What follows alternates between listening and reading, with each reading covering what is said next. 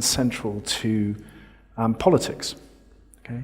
And is driving populist, nativist, protectionist movements all over the world.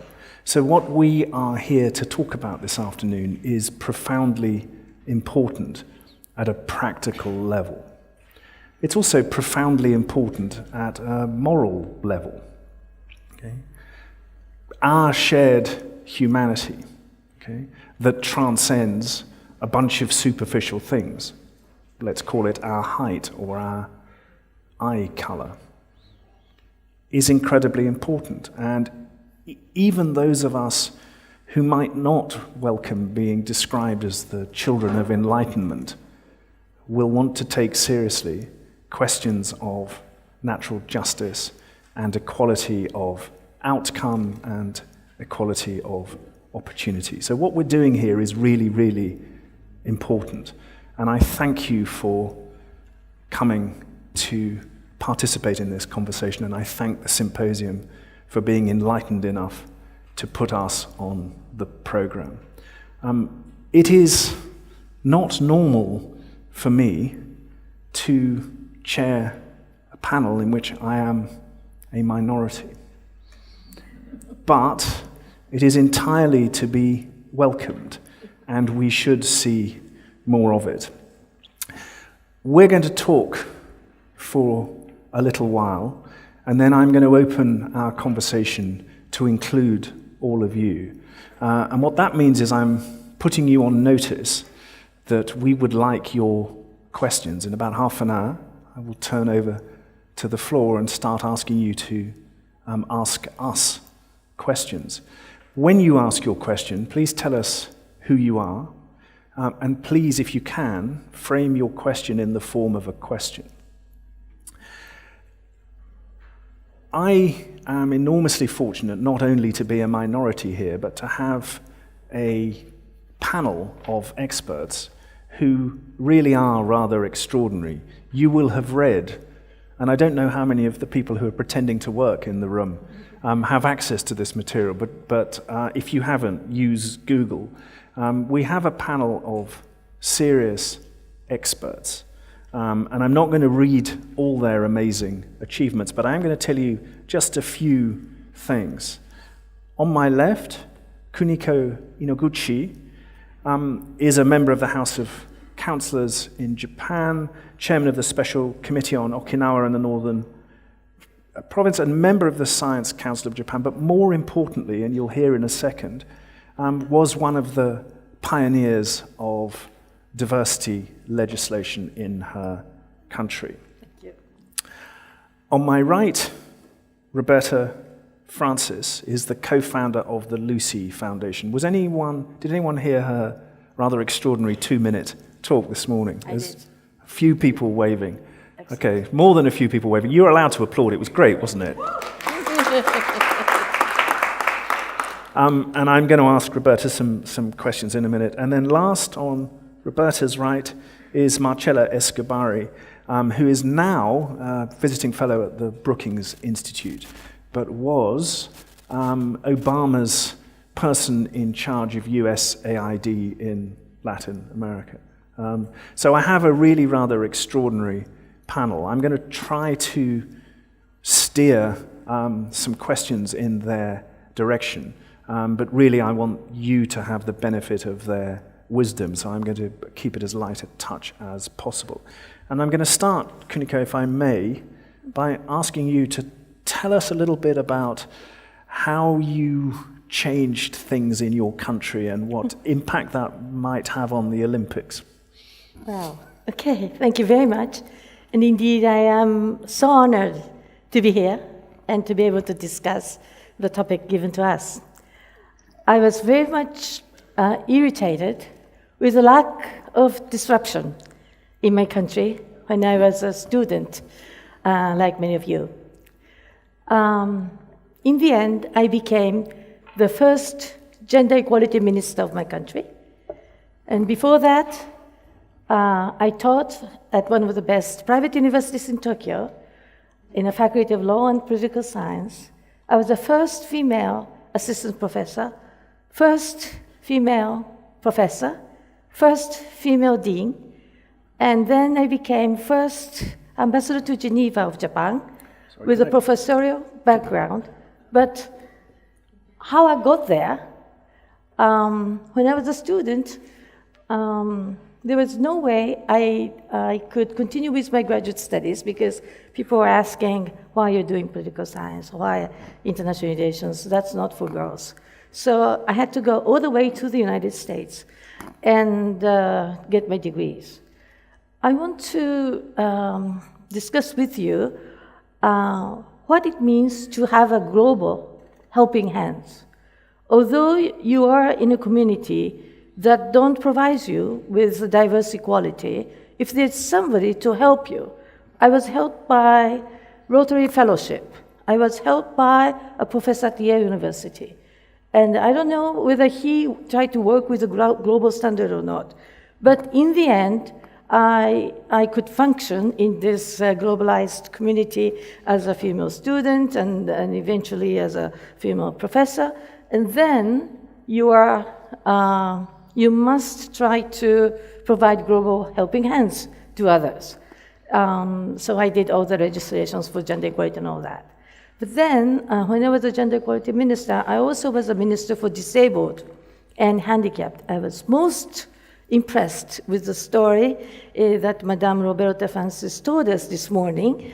And I strongly remember it was an ambassador from New Zealand that negotiated as the chairman of the United Process to draft and conclude convention for the disabled and handicapped.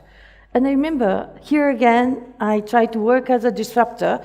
At that time, my government was very much against these ideas, that it's too progressive, no way Japan can sign up to these things. So I told my bureaucrats, when I was a minister, here is ambassador from Asia Pacific trying to draft a convention for disabled and handicapped. If Japan, as an Asian nation, cannot go with it, it's a shame. So you can mobilize all kinds of different logics to make things happen. And in the end, Japan became one of the strongest supporters for this United Nations process to do the convention. And then after I became a parliamentarian, I decided to redo the entire law for handicapped. And as a lawmaker, I did that last year, finally, after so many years. So you have to continue your career. It was unanimously adopted, and we have a very inclusive and diversified law in place. And in 2020, I would like to advertise that Japan is hosting Olympics and Paralympics, and we are trying to host the most powerful Paralympic Games in my district of electoral district and in Tokyo. And in that process, we will have a more inclusive and diversified society for ourselves. It's not only for the Paralympians to be welcomed in my country, but it is indeed our agenda that we are moving toward a very aged society. Many people have disabled problems, so it's not a special topic. It's something that we have to embrace. And here, I don't know whether if it's a global standard or not, but we are trying to achieve diversified equality. Thank you. Thank you. You're smarter than me, this audience. I was just about to say, I think that deserves some applause. I mean, you talk about the Olympics in 2020. Those of you in the room who study demography will know that in Western Europe, by 2040, if the representation of women in the workplace stays as it is today, there will be a 30 million person shortfall. Okay, what would that do to GDP? What would that do to the market capitalization of the biggest companies in the region? This is always both a performance and a moral question.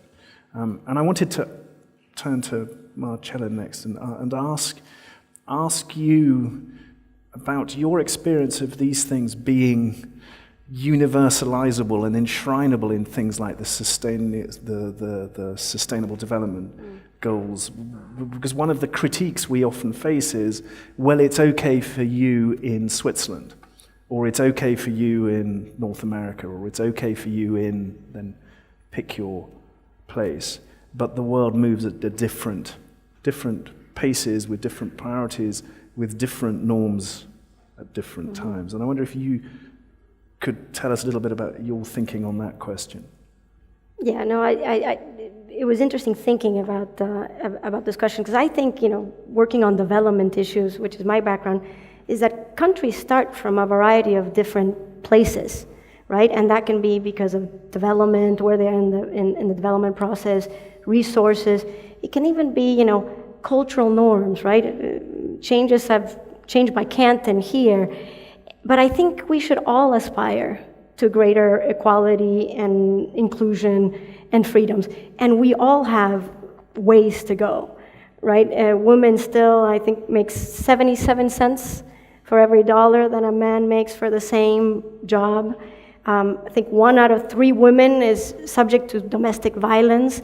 Less than 20% of women are in parliament, less than 4% of CEOs, at least in the US, right? So we've got a long ways to go. So it's, and the opportunity of taking advantage of that is huge economically and other ways. So how what does it take, right? We have to change our unconscious biases.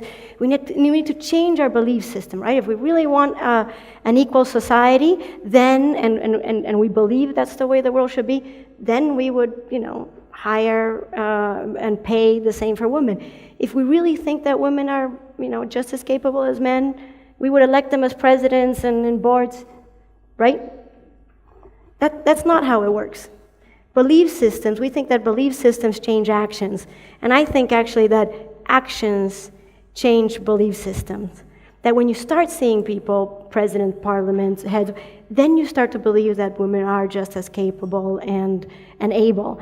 And I'll just give one example from the research we did at Harvard, where I used to be. This was led by Rohini Pandey, where there was a natural experiment in India where there was a quota set for women leaders at the village level, at the panchayat level. And, women were leaders and blah, blah, and we came years later, and we did an experiment where we gave villages from a bunch of different villages chance to listen to a political speech, and in the voice of a man and in the voice of a woman. And it was the same exact political speech. And of course, we are not surprised to see that men were voted as more competent as people listened to this, irrespective of the same speech, except in the villages that had women leaders in the past. There's not that they thought women were better, but the bias got erased. So it has made me think that temporary affirmative action can actually have permanent effects in the way people act. And what I'd like to see is a little bit of these changes of action so that we can change our belief systems. Thank you. Thank you. When I was doing some little bit of research for this panel, I dug out the most recent McKinsey report on diversity. Why are you laughing? Are you a McKinsey person? And what it tells you is that 16% of executive teams in the US are women. What it tells you that number in the UK is 12%. It tells you that number in Brazil is about 6%. Okay?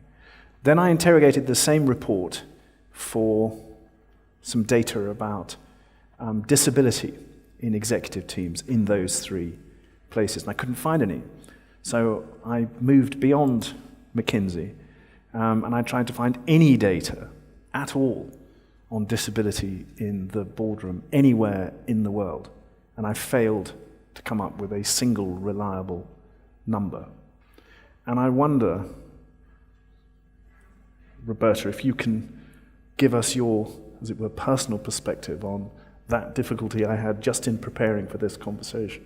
Oh, absolutely. Welcome to my life. I think, what you're talking about there is the intersectionality of some of these issues, these inequality issues, and we have the same in New Zealand. And some of this data came out in its annual publication in our national newspaper, I think last year, and looking through it, even the women that were listed as being on boards or CEOs or running organisations in government, none of them had disabilities, or very, very few. Now, I do want to acknowledge that not all disabilities are visible, but disability is just one aspect. What about women of colour? What about Indigenous women? What about women from rural areas? It just goes on and on and on. And this intersectionality is something that we definitely need to prioritise.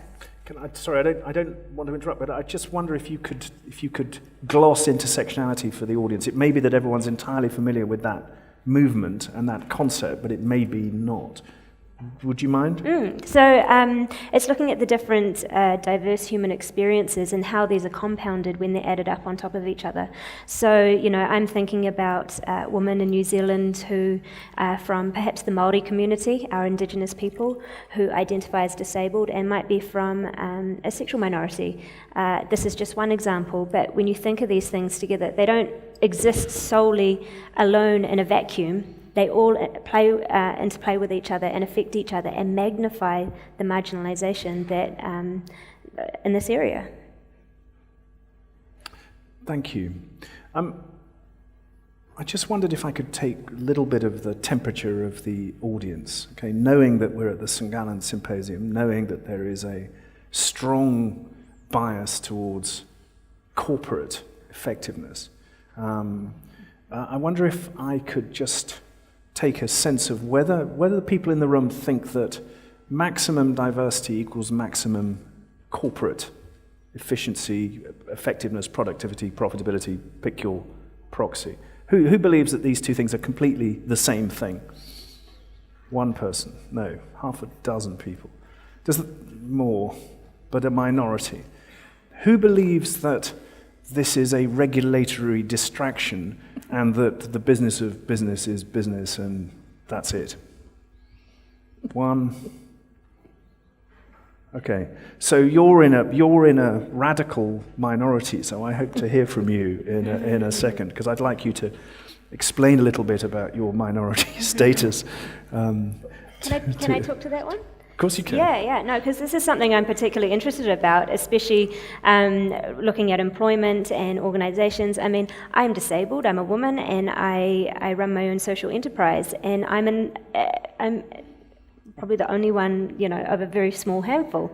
But research shows that there is more to competitiveness and profit and you know, some of these things that in the systems and that we would value. Actually, diversity is beneficial for business. It is good for community. It is good for organisations. It's good for morale, and research is there to back this up. So, you know, for me, you know, the proof is in the pudding. Please. Well, government of Japan most recently published statistics that says there's a perfect correlation between the profit the company is making and the percentage of female board members of that company. And if you, for example, take agrarian sector, and there's a commission in agriculture, generally 0% female member there, and agrarian reform is not making a steady progress, and we are having a lot of problems with agricultural product. If you have more women as a board member of the Agrarian Commission, their advice that they may be able to come up with more social innovations. It's not that women are more intelligent or anything like that. The management that is willing to take diversity will take different ideas into their management skills or management frontiers, and therefore in the end we'll have more competitiveness in the global market. I mean, that takes us slightly into this question of not just of diversity but also of inequality. And I wonder if we could spend just a few minutes on that. Traditionally, market capitalism has believed that its allocation of resources and incentives, okay, are maximally efficient for the maximum number of people, and that the price of bringing people out of poverty is that some people do disproportionately well. Okay? And the trajectory of the 20th century was roughly speaking consistent with that narrative. Okay? But most of the research done over the last 10 years suggests that the middle of the 20th century was radically anomalous, and that the returns to assets massively outstripped the returns to labor, and that inequality is clearly rising and clearly has potentially extremely destabilizing and costly effects on civil society. And I wondered if, because this is as it were a linked question, I wondered if I could ask the panel a little bit about this question of inequality. So when I was at this research center, one of our programs was called the Growth Lab. So we were trying to understand growth. And we kind of stumbled into this question of inequality and what we know about growth that explains inequality. And what we found is something a little bit counter, again, to what we tend to think of, growth rises all ships and whatnot, is that growth, which I'm a huge proponent of, because it's the way that we're going to get people out of poverty, is that by its nature, it's unequal. Why? Because the way that growth happens in geographies is that you aggregate capabilities. Like, growth happens in cities. Why? Because you have smart people, you have the infrastructure, you have the aggregation of capabilities. And what happens is that there's people that are isolated from that, right? That are not able to connect to networks that make them productive, and who are isolated either in rural areas or isolated in other ways. And I think the question is how we can make people who are isolated incorporate them into networks that make them more productive, right? And there are real economic reasons for this, right? The way you connect them partly is with physical networks, right? We all know that if people have electricity and water and all these things and roads, they are able to participate in the economy. But why is it that it's hard to get water or roads or whatnot into the rural areas? Because of fixed costs, right? It's expensive for that last mile. For that last mile to connect you to water is more expensive than the meager income that I'm going to get from you, poor person, getting connected. So a disruption of those fixed costs can really change how we can connect people. And then there's virtual networks, right? This is why the internet and whatnot can actually help people get connected at very low marginal costs. And then there's social networks, and those are probably the hardest to break because they don't scale. But unless we work on these ways to bring people in, and it's part of what you're doing in your endeavor, then this inequality will always be part of the growth process. Okay. Well, Mr. Chambers, I think you have a very traditional question, like growth or redistribution or equality. I think you can have both. You need to have growth, but reallocation or redistribution of wealth is absolutely possible within the same context. I don't like these dichotomies, but if you make a simplistic sort of argument, you can ask corporations, economics to grow, and then politics is to follow up with whatever the disruptions or discrepancies or dilemmas that business community could not solve. It is expected that business community itself will be able to find problems, find solutions, because you're supposed to be the best and brightest. But if you all fail, there will be parliamentarians to come and do something about the solution of not necessarily of growth, but inequalities. So there is the role of politics and democracies. And nobody is free from social problems. You pretend you don't have nothing to do with these things, but if you have deep poverty in your society, like in Japan, we have this child poverty issue being discussed very heavily in political settings these days, or single mothers with poverty problems. So we have to do all kinds of policies, like setting up scholarships so that poverty of children don't get to the next generation. So there are all kinds of policies to overcome this. I just, for the life of me, in my heart of hearts, I cannot accept the argument of the greater good, because I'm part of the community that gets left behind every time. And I cannot accept that argument, because the moment that you accept it, that's the moment that devalues my life and my worth. And I'm not going to stop fighting for that. I'm not going to give up fighting for those who are left behind by the greater good. I think that we need more people fighting for it. And you know what, actually, when we flip it on its head, there is a famous saying that talks about society is only as good as its most vulnerable, how it looks after its most vulnerable. Now, I don't like the term vulnerable describing people with disabilities, or a blanket term. I think people can be in vulnerable circumstances, but I think when you invest in the outliers, then the other rights flow. I mean, I'm talking about, again, the intersectionality, the most marginalised. When you are paying attentive to these sectors, then you're looking after children's rights, you're looking after women's rights, you're looking after the environment. All of these things are part of that.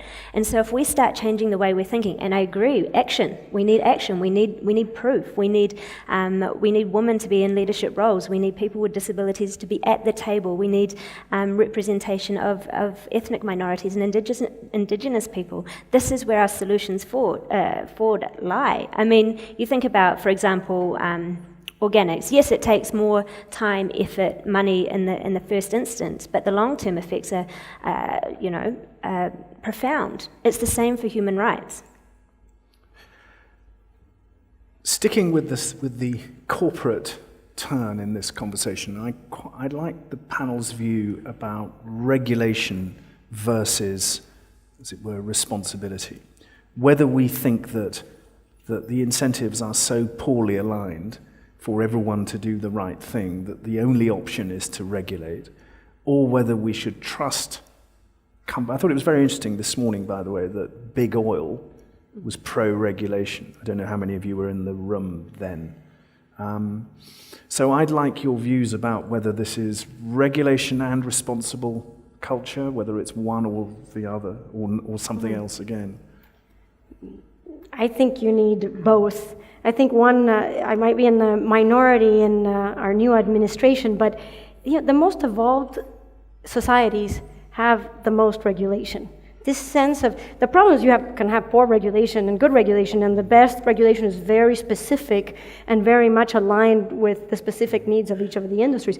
But I think laws and regulation are the bare minimum of what we need to solve this problem and and take advantage of what I think is an opportunity.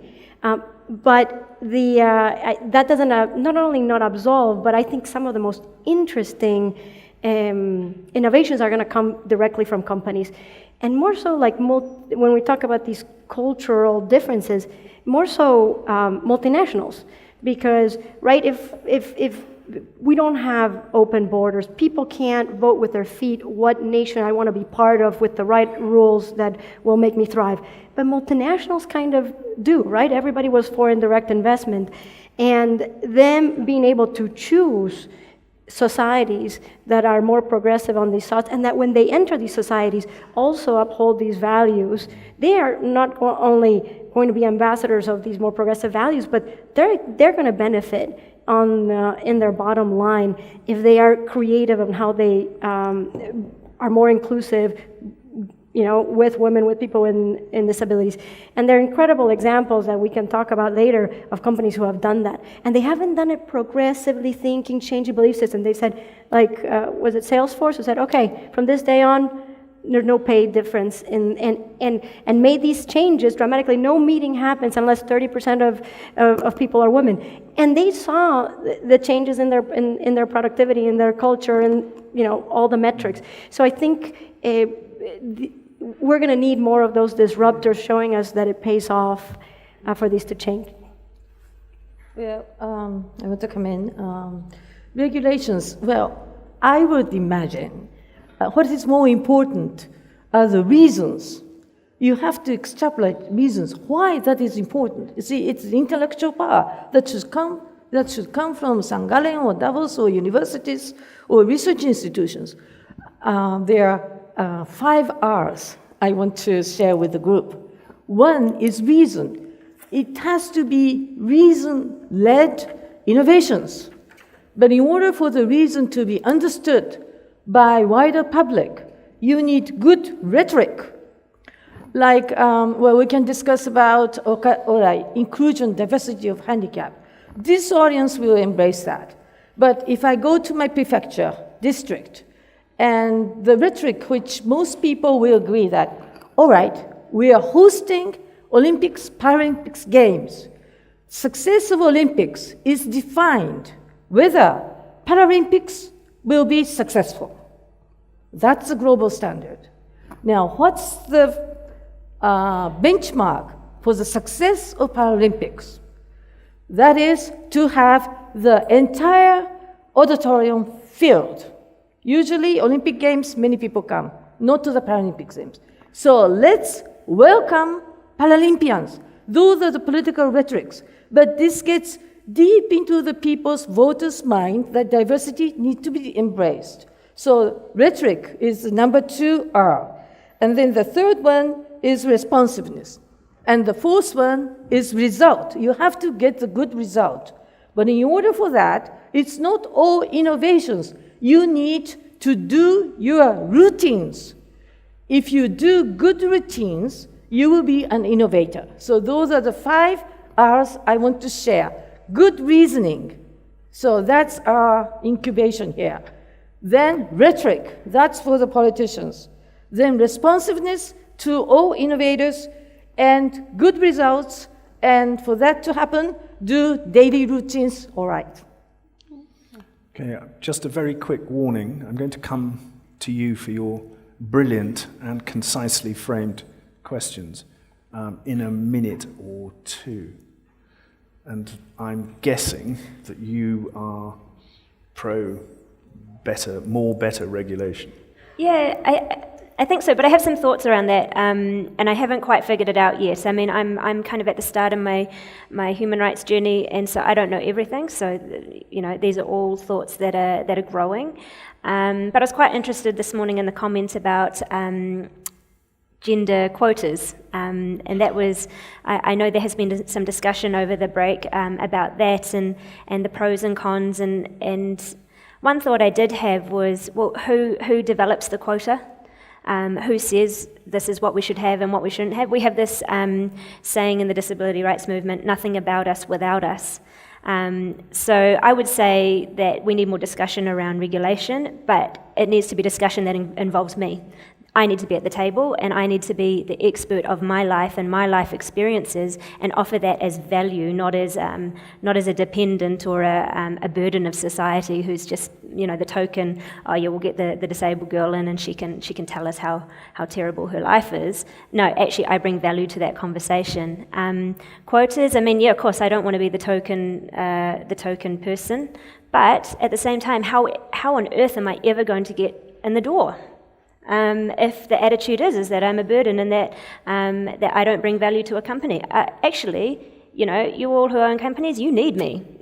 I would do wonders for your company, and yeah, it actually is because I have a disability, because I have unique experiences and that other people don't have, and there is worth in that, and I'm proud of that, and I wear that as a badge of honor.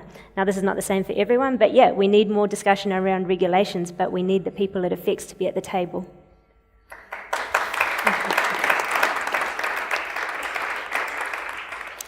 As I said, I don't have any data, but I do have some data on what the LGBT US purchasing power is, and it's north of $700 billion.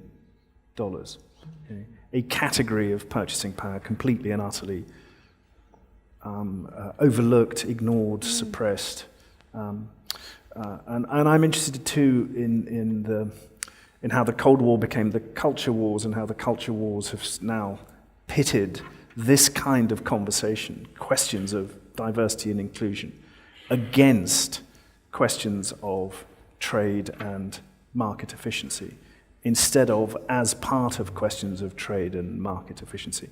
And I wonder whether it's incumbent on this group and I'm sorry to have co-opted you, but let's say people who think this is an important question, to reframe that story and say it is simply not credible for the diversity questions to be described as anti-competitive, anti-trade, inefficient, excessively interfering, and so on.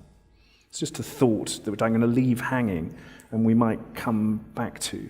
But as I warned, or possibly promised you, it's now your turn to ask these distinguished people some questions. So tell us who you are and then put your question. And I've got a whole bunch of people in my eye line. The first person to have her hand up is just over there. Hi, I'm Marcela, student of Columbia University, and I want to say thank you so much for this inspiring panel. Thank you for sharing your thoughts and for holding up the torch of diversity. I'm less empathic in thanking the symposium than you did, Mr. Thomas, because this background session should actually be at the core of the symposium and the concern.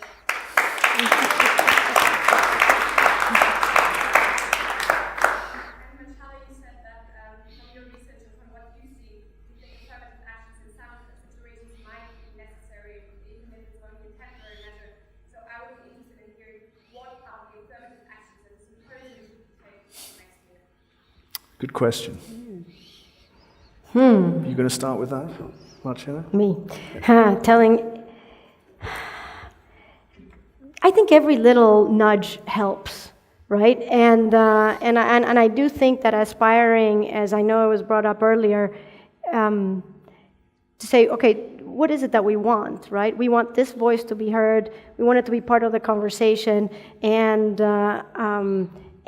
we want more women to be represented. With all the other things they have to consider, right? They want to fill the room, they want people to be engaged and whatnot. But I think at some point you have to decide, am I going to be a follower of what the norms are, or am I going to lead, right? So the ideas of, yes, having a woman in every panel, of, yes, bringing these topics and incorporating them so it's not a side issue, I think are things that are valuable, and including them in part of the essay contest. Like, I think just bringing it as part of the conversation, and in this topic of not one or the other. Like, sometimes conversations of just gender. No, let's talk about productivity, and then let's figure out how gender fits into that. Let's talk about governance, and let's understand how that, gender makes it more interesting. It has to be part of every other conversation versus sometimes its own. Some ideas. Going on from that, I was, I'm quite passionate about appreciative inquiry as a method of organisational change. Now, this is not to discount the things that aren't working, but it means looking at, well, what has worked well this year? And I think that this panel has worked really, really well. I think that for me, meeting such a diverse range of leaders of tomorrow, who there is a great gender representation amongst the students here this year, and there is brilliant ideas and, cultural representation and all of these good things. How can we grow? And it's acknowledging what has also worked well as what hasn't worked well, but focusing on what has worked well and promoting that and boosting it next year is a really practical approach that we could take. One little thing to add to what has worked well. I'm one of the judges of the essay contest, and when I get the questions, when I get the essays, no name, no affiliation, no, and this is proven to help decision making, right? I know you've probably heard this example of little things that organizations are doing, like I think orchestras or symphonies were 5% female, and then they started doing auditions with a curtain, and that has moved to 35%, and we get better music. So those things matter. This is on the next year's topic. Yeah, this is on what the symposium should be doing. Could be doing. Well, I think this year's topic on disruption is very interesting. I think this needs to be followed up. But then we may be able to discuss what is leadership? A leader, what it requires to be a leader, and what does a leader has to do? Well, a leader has to be able to make a change. You have to be a kind of a game changer. You have to provide difference to, because you're a leader, you can provide difference to the solutions. So, all right, here we have on the table the dilemma of disruption, the problems. What are the disruptions? How it's created? Now, as I said in the very outset, can you be a helping hand to go over the disruptions, to connect the disrupted? And can you be a new disruptor so that you can stop inertia and make a difference to a more fair and improved societies? Those are the things I would like to see Sangana follow up. Thank you. Hands up at the front, and I can't remember who was first. Let's say you were first. Yes, thank you very much. So far, my name is Roberta. I'm affiliated with the United Action Human Rights Education Organization, but I work as a diversity trainer and consultant. On the symposium, yes, diverse, but all Western educated, right? If you also look at the symposium, all Western educated, and for symposium, it goes the white to the area. So we also see that as a thing. My question is towards the development of diversity strategies in companies and international organizations, as the United Nations, or also if you look at BMW, etc. The fight for diversity was led by minority ethnic organizations, women's rights movements, and disabled women's rights movements. With the Paralympics, with feminist movements, and with the black people in the United States fighting for their rights. That's like the most visible movements, but also different minorities, aborigines in different countries of the nation. So when we look at this, they open up the door, right?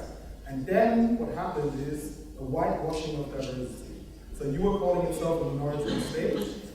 You call others a minority for leadership of opinion. Now we start calling diversity when people come from Texas and from Austin and New York. We start introducing occupational background as a measure of diversity. So we have all kinds of measurements now included into diversity, which end up those people being employed from diversity, being in the end more white, more male, and more coming from powerful institutions as the so diverse Barack Obama. It's a good critique, but we were waiting for a question. The question is, how can we fight this? How can we fight the whitewashing of diversity we see going on all along? How can we fight the male washing of diversity?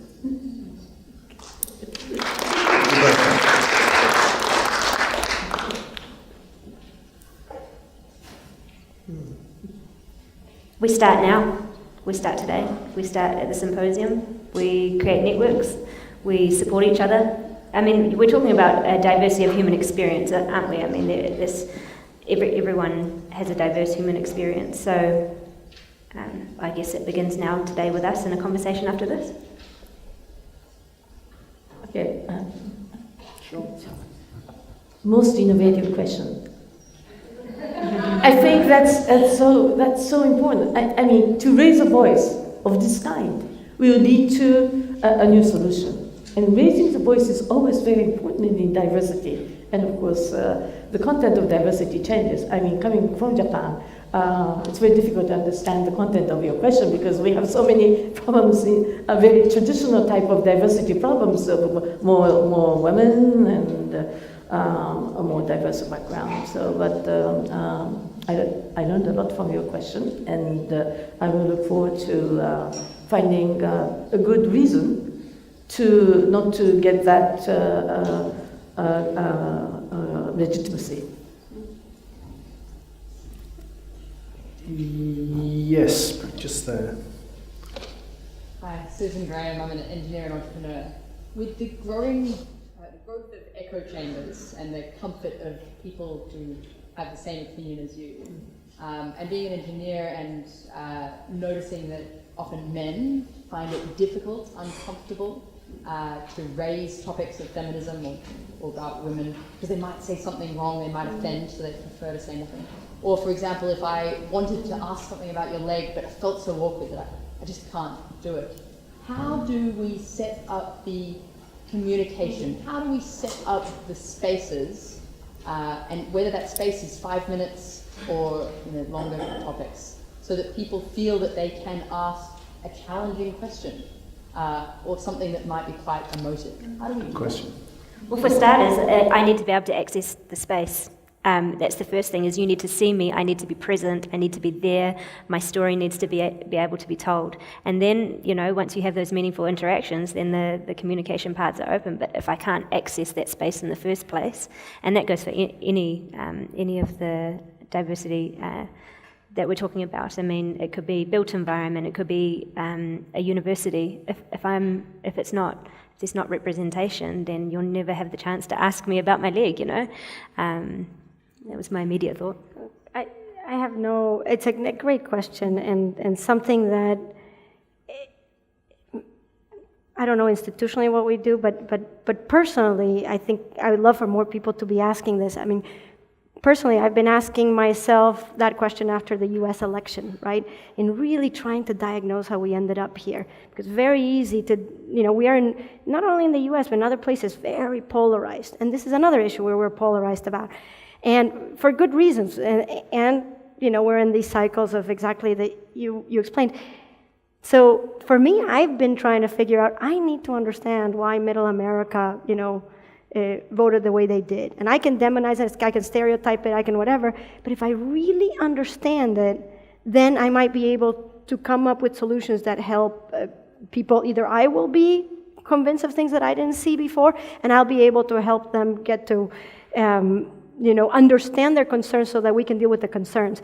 And I think maybe it goes in a similar way of in those places where it's so easy to be like, I can't believe this, bigot believes X, trying to understand in your own experience with those people to bring them from what their experience is, because I'm sure there's some validity to it. That is, and that's been, I can only speak from what I've been trying to do, as we all. But that's an interesting point. I mean, often we look at what others could be doing, but for me it's also about what I can be doing.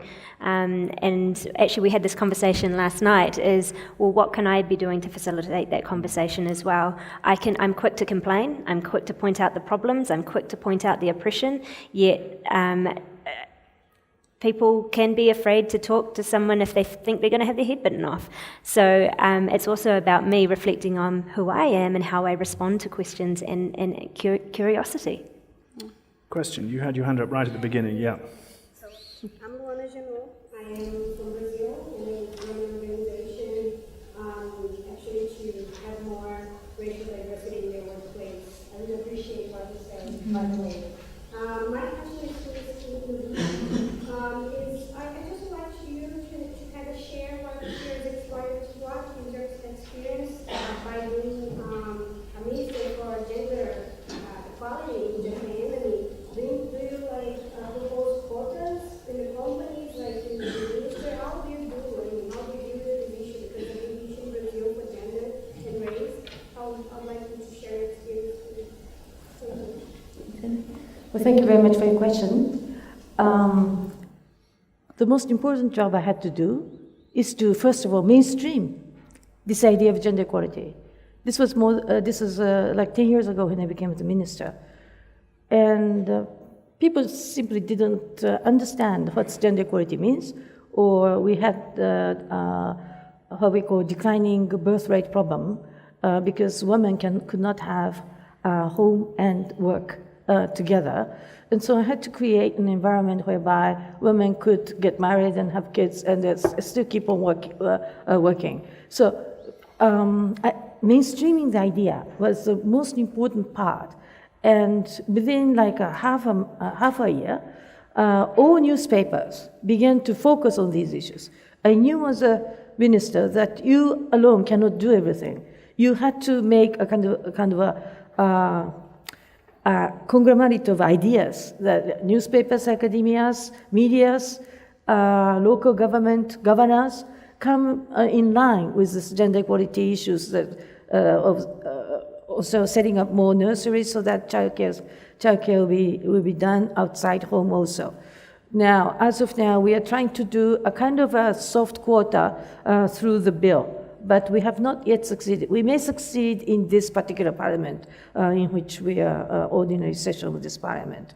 We still do not have a strict quota, but we are encouraging each national parties to enlist the candidates, more female candidates. But then, getting back to the question previously raised, there are so many difficulties as a woman you face in the cultural context from which I come.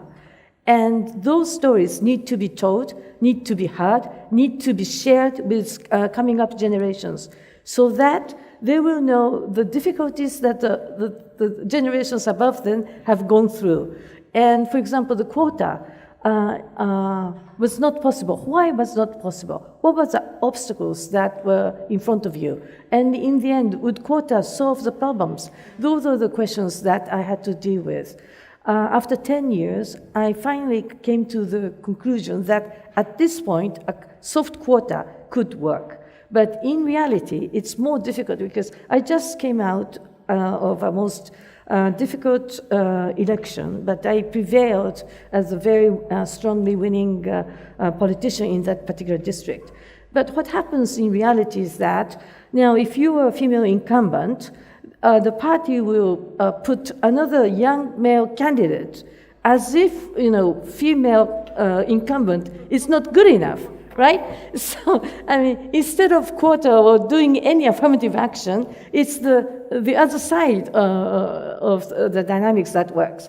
But what I want to tell you is that you can never fail, because if you fail, the ideas, the reasons that you're representing will fail. So you simply have to do good routines so that in the end you will get the result. But after you have gotten the result, for example, as a politician, if you won the election, then you have to make a difference. You have to do what you really have to do since you are in that position. So I will go back from St. Gallen. I remember that you asked that question, and I will look into the possibilities of the kind of quota system that will enhance gender equality and not create greater sort of discrepancies in political sphere, because we have enough political sort of discrepancies. Thank you. You were first, I think. I'm Nipun from India. I'm doing my MBA in India. My question is actually about how to strike those roots deep. So affirmative actions, I have the Indian example before me, it works. So it helps uplifting the most. So in India we have castes, and the government has taken a strict affirmative actions, and they have those have actually succeeded in uplifting the backward castes. However, the social mentality of the people continues to remain the same. So Indian cities, you will still see the upper caste living in some particular locality and the lower caste in some other. And the interaction between them in educational institutions, in the parliament, is a lot. But actually in the lives of normal people, it is not there. Even in the US, we can have the blacks living different in separate localities than the whites do. So how do you strike the roots deep? Because when the roots are not actually deep, there can always be a Donald Trump who will convert, who will convert this reaching out to minority rhetoric to a minority appeasement rhetoric. And this is where we seem to be failing. Thank you. Let me give you one example of how to think about this that might be helpful. You need the rules. You need the regulations, and the Indian government in some of this has been, unequivocal, but for sure that's not enough, right? One example is this issue of sex-selective abortions in India, right? It's basically there was a study that showed, that there should be, econometrically speaking, 50 million more women than they are now in India. Not only is there, sex-selective abortions in late term, but there's also less investment in girls. So if you're a girl, you're 40 to 50% have higher chances of dying in infancy because you just, resources are not there. And it's actually, you need to understand why, so that the rules can be, make sense. And there's a history and an economic reason to this. And you can see it between the North and the South, right? In the North, where these practices are more prevalent, they mostly the crops that they harvest are mostly wheat. In the south, it's rice. Rice is easier to harvest in every part, and women can participate. In the north, wheat requires a lot more strength, so women don't have a source of so in a way, parents are making a perverse rational decision of saying, if I need, in a place I have no safety nets, a girl is a cost and a boy is an asset. And when BPOs started to enter northern India and call centers and providing opportunities for girls, this calculus changed, right? So I think when you look at really how you change society, you need to understand the reasons behind them and not only put the roles and the leadership and say, this is the nation we want to be, but also try to solve the economic problems that underlie some of those decisions. Yeah, that's a good answer. Yes? You, yeah. I'm Stephan. I'm a social entrepreneur from China. I actually founded Incubator to help female entrepreneurs to start their own business, impact and engaging industries. My question is that I, as a social entrepreneur, actually, I'm facing a lot of problems and challenges. When I look for the funding, I talk to the VCs. They're all male-dominated. They're asking me, why are you helping so rare kind of customers who are female entrepreneurs? I was like, because they're real. That's the problem. That's why I have to do this to help them. So my question is that how, as a social entrepreneur, to solve kind of problems, the social problems like gender inequality, how can we funding ourselves and how can we make our organization more sustainable and how to grow ourselves? Because we are the leaders. If we don't do this, nobody's going to solve the problem. I hear you. You know, as a director of a social enterprise myself, it's this constant battle of wanting to be sustainable, but knowing that you need basically charitable giving to get the capital before you can become sustainable. And it is a very real challenge. You know, I sit up here and I'm called the director of the Lucy Foundation, but I'm in a position where in a couple of months, if I don't find funding, we will shut down. And that's just the reality. These are the risks that we're living with. And it's a hard battle. It is heartbreaking and it is hard, but it's worthy. And I think we need to be getting together and talking about ways that we can support each other.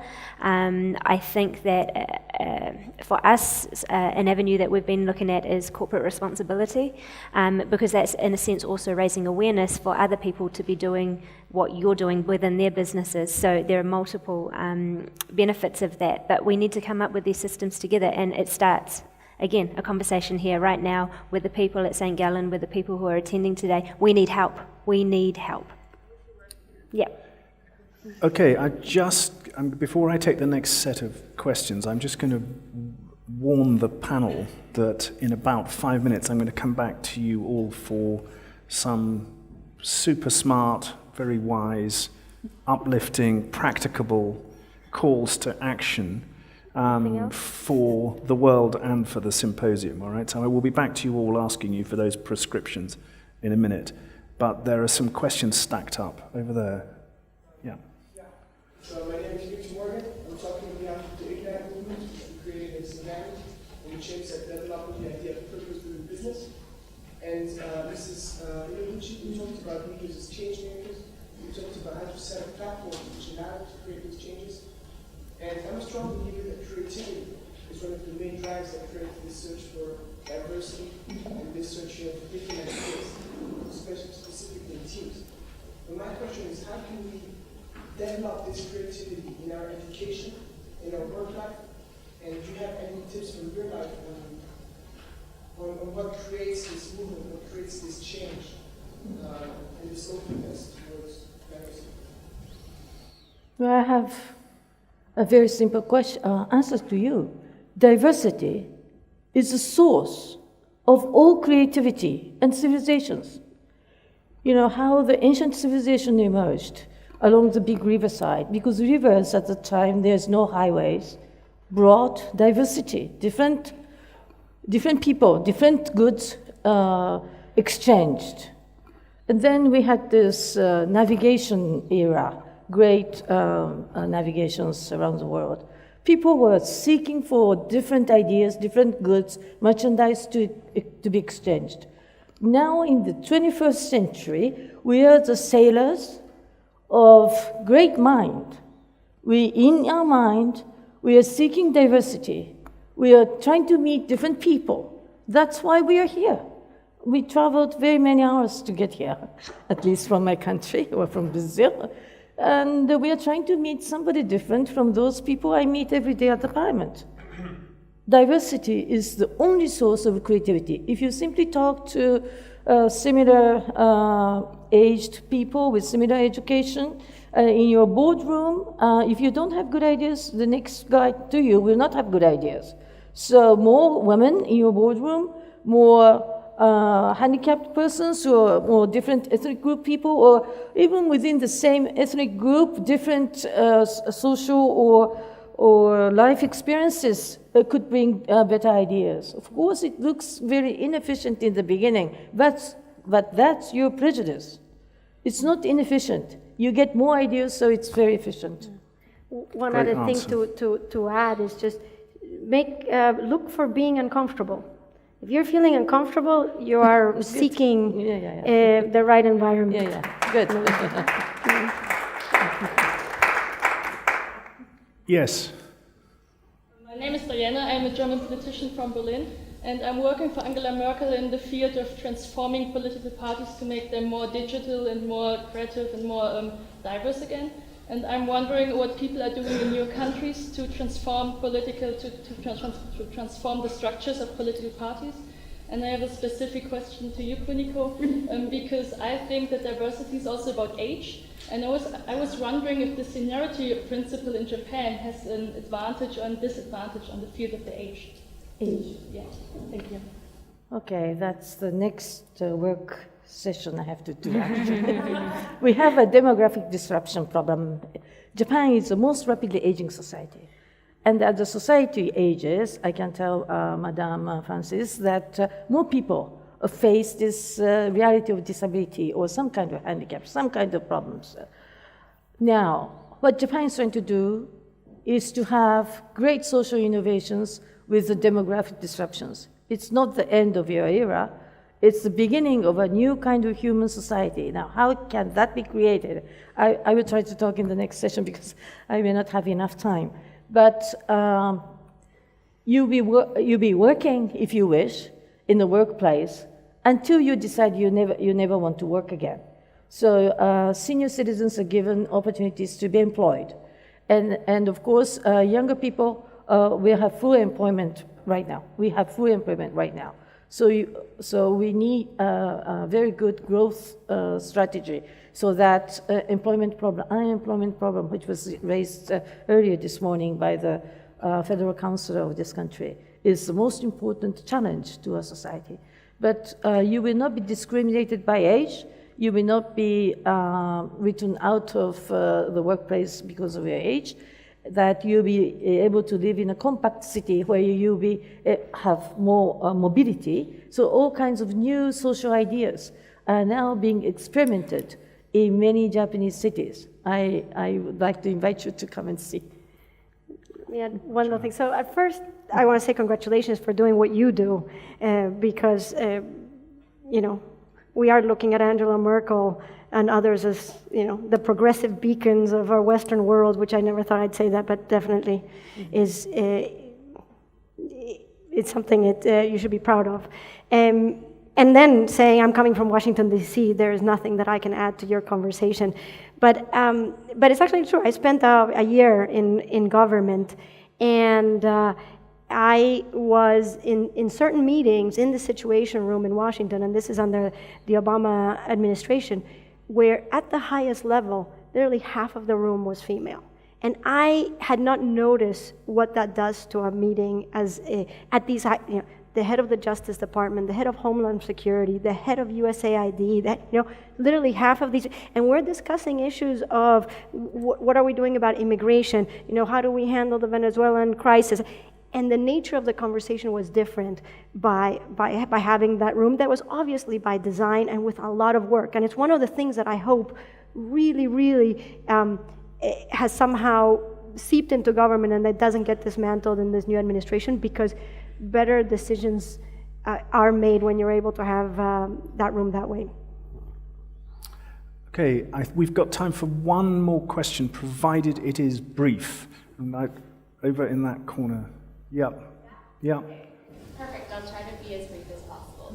So this kind of goes back to the meeting of quota again. So in Canada, Trudeau's cabinet of ministers is 50-50 equal female-male split. And I've noticed in a lot of things in Canada, any applications you write for any sort of programs, there's boxes that you check. Are you female? Are you Indigenous? Do you have a disability? And do you feel that this kind of meeting of quota could actually make the problem worse? Because sometimes I feel that people might then think, well, you got this position because you're a woman, because they had to meet a quota, not because of your skills. Okay, so are quotas a problem? Very brief answers, please, starting with Roberta. I see it from both perspectives, I do. I think that I've worked in a job where I was hired because I live with a disability, and that was the most amazing experience I've ever had, because that was the first time it'd been considered my strength as opposed to my weakness. But I see where you're coming from. In consultations that I've done when working on the New Zealand disability strategy last year as an expert advisor, speaking to young people and this issue of unemployment, their biggest issue was, well, if I tick the box that says I have a disability, what that means is that I automatically just get cut out, or that I'm, even if I don't have the right qualifications, or I'm not a good fit, they're going to hire me just, it goes both ways. So I think that we need, we need more discussion around that, and people who it affects need to be brought into that discussion. Okay, we're running out of time, so I'm going to put enormous pressure on the panelists. In one word, quotas can be harmful, yes or no? No, it's not harmful. It has to be one word?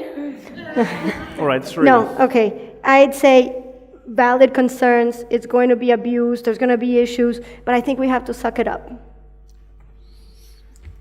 Good brief answer. Right. We have run out of time. Not only will the symposium not put this topic and these amazing panelists front and center next year, they won't even invite us back if we run over. So I'm going to ask you for your concluding thoughts, and these can come in the form of a wish for the world, or a wish for the symposium, or anything you've learnt from today. And I'm afraid I'm going to start with you, if you don't mind. Well, thank you very much. Quotas, not harmful, but you have to make a difference. Once you get that position, you have to be committed to do that, and they will stop saying you got it because you're a woman, or because you're handicapped, or because you're from particular ethnic groups. They will stop saying that, but you really have to work very hard to make a difference. Now, the message I want to sort of share with this group at the end of these discussions, I was looking back, where did our gender equality efforts in policies and lawmaking in Japan ever started? And then I went back to the very original point I made with the handicapped people. There was a United Nations Convention to go against discrimination of women back in 1970s. So the conclusion I want to share is United Nations or any other multilateral organizations' commitment to improve the state of human society towards greater diversity and inclusion is absolutely meaningful, because we live in the age of sovereign statehood, and each sovereign statehood that signs up to United Nations conventions and is a member of United Nations will try to do their laws so that they can accommodate the ideas of United Nations conventions. So don't lose hope for diplomacies. Don't lose hope for multilateral diplomacies. And the biggest disruption we suffer is the disruption between reality and aspirations we have. So future leaders will help us bridge that.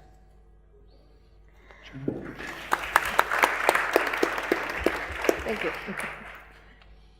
All right, final words. I know, when we think about how to get there, we were talking earlier about global institutions. I'm a believer in global institutions in this world of, our problems are becoming bigger, and I think they're important, and we need to empower them and give them a sense of accountability and whatnot. But being this a forum of business leaders, many of you who are being trained to be, the next set of leaders, I would just reinforce the responsibility that you all have and the opportunity that you have. This, McKinsey study is $12 trillion if we just move countries, further up in giving equal opportunity to women. The data is out there, and the people who lead are going to be able to be more effective, but it takes courage. The data is there, and again, I think that as leaders and as business leaders, you are also a leader of value. So I would just encourage you to, by making these micro decisions in your environment, you're going to be moving all of us forward.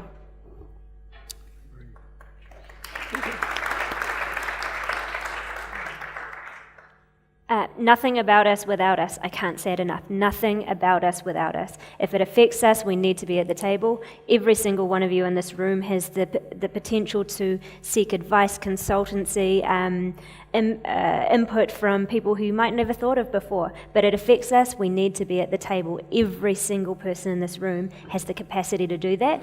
And that's just one drop in the ocean. And then that's many drops in the ocean. And this is how change happens. Thanks. Brilliant panelists with brilliant insights, with great questions from you all. I'm enormously grateful for the energy in the room. And I want to leave you with just one sentiment, and this is particularly for those of you who run companies.